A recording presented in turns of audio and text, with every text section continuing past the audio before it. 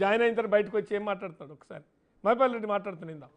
పటాన్చెరు నియోజకవర్గ ప్రజల ఆశీస్సులతో ముచ్చటగా మూడోసారి నన్ను గెలిపించి నియోజకవర్గానికి నియోజకవర్గంలో ఉన్న ప్రజలకు సేవ చేయడానికి నాకు అవకాశం కలిగించిన నియోజకవర్గ ప్రజలకు ప్రత్యేకంగా ధన్యవాదాలు తెలియజేస్తూ, ముఖ్యంగా ఈ 10 సంవత్సరాల కాలంలో కేసీఆర్ గారు కానీ, హరీష్ రావు గారు కానీ, కేటీఆర్ గారు కానీ పూర్తి స్థాయిలో సహకరించిన వారందరికీ నేను పేరు పేరున వారికి శిరస్సు వంచి నమస్కరించుకుంటూ ధన్యవాదాలు తెలియజేస్తా ఉన్నా. రేపు రాబోయే కాలంలో నియోజకవర్గ అభివృద్ధిని దృష్టిలో పెట్టుకొని నియోజకవర్గ ప్రజల కోరిక మేరకే ఈరోజు పార్టీలో చేరడం జరిగింది.